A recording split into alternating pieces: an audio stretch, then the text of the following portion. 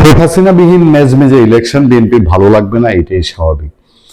তবে বুক ফাটে তো মুখ ফাটে না। এবং শেখ হাসিনার জন্য মির্জা ফখরুল বিএনপি তারা বিপদে আছেন। মির্জা ফখরুলের ভাষায় আগে আমরা একটু শুনে নিই মির্জা ফখরুল কি বলছেন।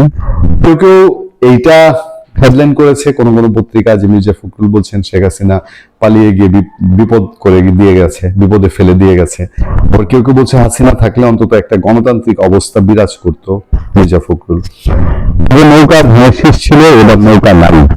নৌকার কান্ডারি সাবেক প্রধানমন্ত্রী হাসিনা আপনাদের ফেলে ভারতে চলে গেছে, দিল্লিতে গিয়ে বসে আছে, আপনাদেরও বিপদে ফেলে চলে গেছে। থাকলে অন্তত একটা গণতান্ত্রিক অবস্থা বিরাজ করতো বলে মন্তব্য করেছেন বিএনপি মহাসচিব মির্জা ফখরুল ইসলাম আলমগীর।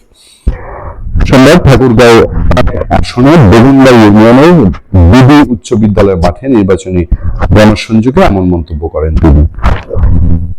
মহাসচিব বলেন, 1971 সালকে মাথায় তুলে রাখতে চাই, কারণ 71-এ আমাদের ও বাংলাদেশের অস্তিত্ব।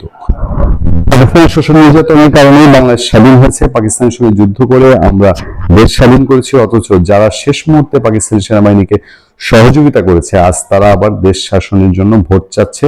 তাদেরকে ভোট দিয়ে দেশের সর্বনাশ করবেন না। আমি একবারে সবটা আলোচনা করবো ভাবছিলাম, কিন্তু আমি এই পয়েন্টটা প্রতিনিয়ত বলছি। জামাত ইসলামী ইসলাম বিক্রি করছে, দেশ বিরোধী, স্বাধীনতা বিরোধী, পাকিস্তানের সঙ্গে ছিল। বিএনপি এখন কেন এই নির্বাচনের প্রাক্কালে বলছে? শেখ হাসিনা বিদায়ের পরে যে 17 মাস গেল, 17 মাসও তো ঠিকঠাক বলে নাই। এই যে নির্বাচনের স্রোত তৈরির আগেও তো ঠিকঠাক বলে নাই। যখন নিজেরা কোলে নিয়ে সরকারে নিয়েছে, তাদের নেতাদের গাড়িতে বাংলাদেশের ফ্ল্যাগ ঝুলিয়ে দিয়েছে, তখনও তো বলে নাই।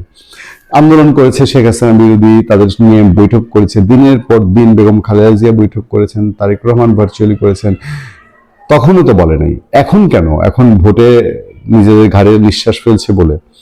হিন্দু সম্প্রদায়ের উদ্দেশ্যে তিনি বলেন, হিন্দু ভাই বোনদের মধ্যে একটি ভয় কাজ করে, তারা সংখ্যালঘু, তাদের উপর নির্যাতন হতে পারে। কিন্তু বিএনপি স্পষ্টভাবে বিশ্বাস করে এই দেশে কেউ সংখ্যালঘু নয়। দেশনেত্রী বেগম খালেদা জিয়া পরিষ্কার করে বলে গেছেন, এই দেশের সংখ্যালঘু কেউ নাই, সবাই বাংলাদেশের নাগরিক, এই দেশের সবাই সমান নাগরিক, তাই কাউকে ভয় পাওয়ার কোনো কারণ নেই। তাই বুক উঁচু করে দাঁড়াবেন, আমরা আপনাদের পাশেই থাকবো। তিনি আরো বলছেন, আমি কথা দিচ্ছি বিএনপি সবসময় আপনাদের অধিকার রক্ষা করবে। হিন্দু মুসলিম নির্বিশেষে সকল নাগরিকের অধিকার, বিশেষ করে মা বোনদের অধিকার রক্ষায় বিএনপি আপোষহীন থাকবে। মানে সনাতন ধর্মাবলম্বী হিন্দুদের কাছে ভোট চাওয়া, আওয়ামী লীগের কাছে ভোট চাওয়া তো প্রায় একই বিষয়। এবার আসেন, বিএনপি আওয়ামী লীগের নিষিদ্ধ চায়নি, কিন্তু ওই যে ডক্টর ইউনূসকে তারা খোঁচাবে না। আপনারা যারা আমাদের নিয়মিত দর্শক, গত বছর এই সময় থেকে যারা দেখেন তারা দেখবেন যে আমি প্রায় 1 বছর ধরে বলছি, গত জানুয়ারি ফেব্রুয়ারি থেকে বলছি, আমাদের চ্যানেল এই পূর্ণিয়া ভিউ চ্যানেলটা যখন শুরু তখন থেকে আমরা বলছি। পূর্ণিয়ার খোঁজ তো ছিলই, আমি সবসময় বলেছি পূর্ণিয়ার খোঁজেও পাবেন আমাদের সেই 18 সাল থেকে যে চ্যানেলটা আমরা শেখ হাসিনার শাসন সময় আমরা একদম কন্টিনিউ রেখেছি সত্যের পক্ষে থেকে, যে বিএনপি ডক্টর ইউনূসের সঙ্গে শেষ পর্যন্ত কখনোই বিরোধিতায় যাবে না। সেই বিরোধিতায় যাবে না বলেই তারা আওয়ামী লীগকে নিষিদ্ধের যে বিষয়টায় সেটা তারা একমত হয়েছিল।